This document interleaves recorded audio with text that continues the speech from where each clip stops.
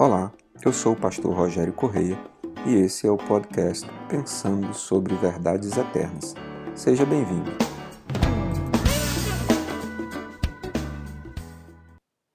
Olá, hoje nós começaremos uma jornada nova nos nossos podcasts falando sobre estudos bíblicos baseados no Evangelho de João.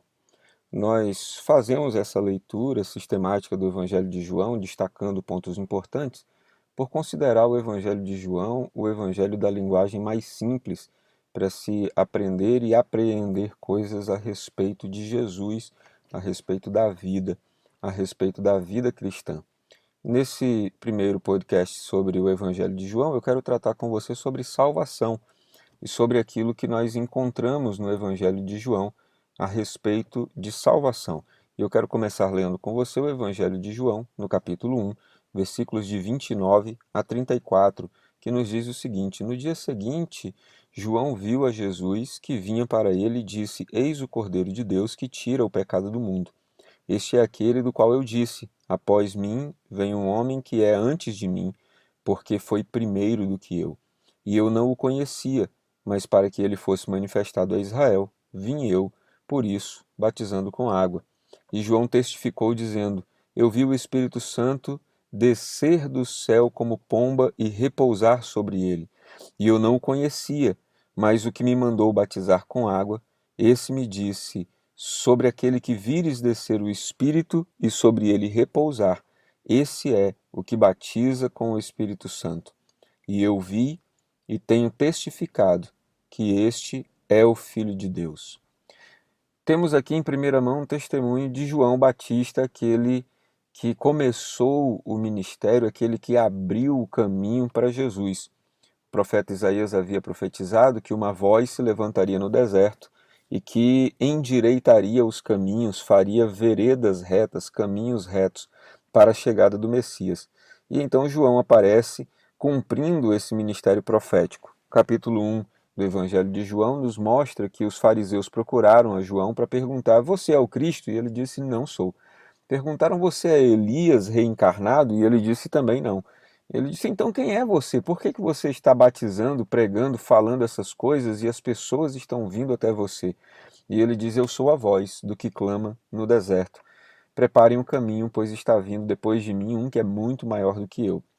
E então, na sequência do texto, lemos o trecho de 29 a 34, em que Jesus vem até João, e quando João o vê, Jesus o reconhece como o Cordeiro de Deus que tira o pecado do mundo. Ele disse: É esse o homem de quem o Espírito Santo vinha falando comigo e eu vinha anunciando. Então João, considerado por toda a Jerusalém naqueles dias uma voz profética, aponta para Jesus dizendo: Ele é o que batiza com o Espírito Santo. Ele é maior do que eu.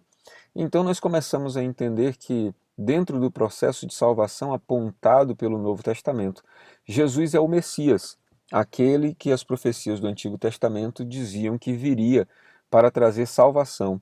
João Batista, considerado grande profeta por todos, aponta para ele e diz: É ele. Chegou aquele de quem nós tanto falamos, chegou aquele por quem tanto esperamos. Evangelho de João, capítulo 3, versículos 16 a 18 dizem: Porque Deus amou o mundo de tal maneira que deu o seu Filho unigênito, para que todo aquele que nele crê não pereça, mas tenha a vida eterna.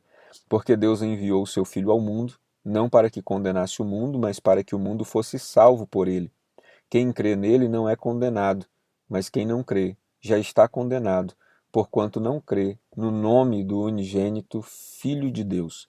Aqui nós temos uma declaração tão importante a respeito da salvação que um dos pais da igreja dos primeiros séculos, da era patrística da igreja, Santo Agostinho, chega a dizer que esse versículo 16 de João 3 é a Bíblia em miniatura. Se alguém não tiver lido a Bíblia toda, poderá facilmente entender todo o seu conteúdo aqui, quando diz que Deus amou o mundo de uma maneira tão intensa, tão indescritível, que ele deu o seu único filho gerado, o seu filho unigênito, para que todo aquele que nele crê não pereça.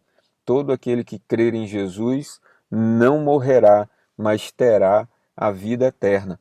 E isso aconteceu porque Deus enviou o seu Filho ao mundo, não para que condenasse o mundo, mas para que o mundo fosse salvo por ele. E termina com esta palavra de declaração: quem crê nele não é condenado, mas quem não crê já está condenado, porque não crê no nome do unigênito Filho de Deus.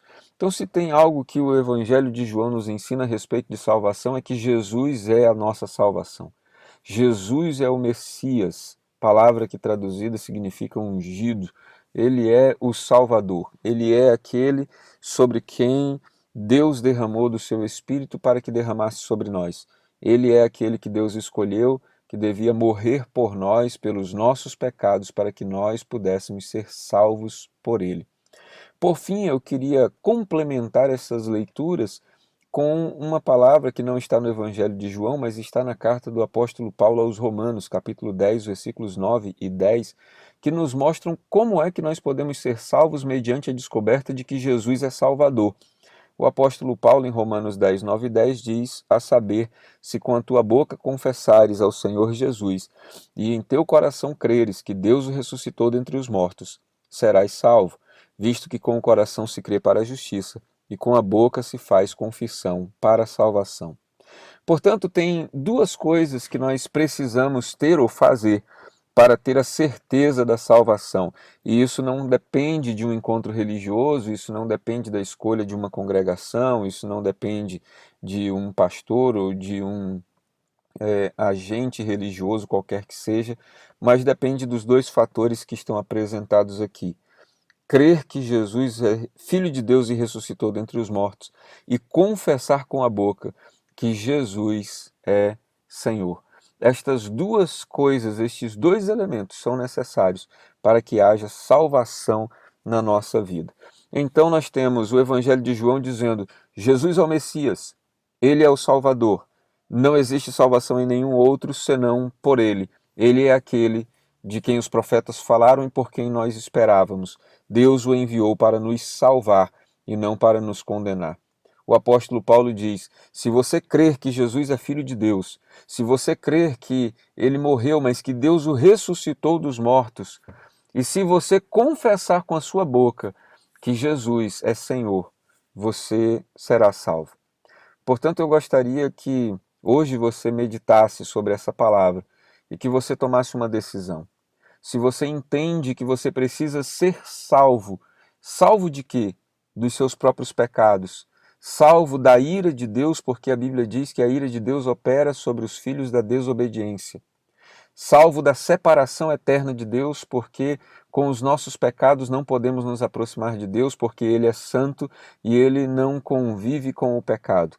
O que nos faz ter a possibilidade de nos aproximar dele é uma experiência sincera e profunda com Jesus, é a declaração de que Jesus é Senhor, dono da nossa vida, é a declaração de que nós cremos que Jesus é Filho de Deus, que morreu, mas foi ressuscitado por ele.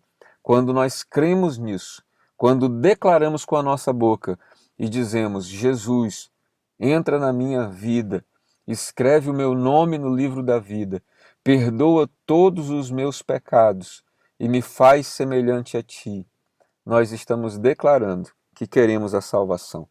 Se você quer a salvação de Deus, você pode fazer uma oração semelhante a essa.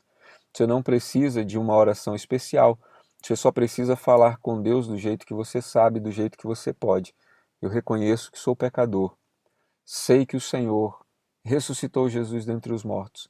E eu quero também, quando morrer, ressuscitar dentre os mortos e viver a vida eterna contigo. Que Jesus seja Senhor da minha vida. Que Deus te abençoe, que você consiga encontrar nele salvação e que você tenha nele um ótimo dia. Ficou com dúvidas ou quer sugerir temas para o nosso podcast Pensando sobre Verdades Eternas? Escreve para a gente, igrejadaflorestaacre@gmail.com. Não esqueça de nos seguir também nas plataformas Spotify e Apple Podcasts. Se está nos ouvindo pelo YouTube, curta e compartilhe.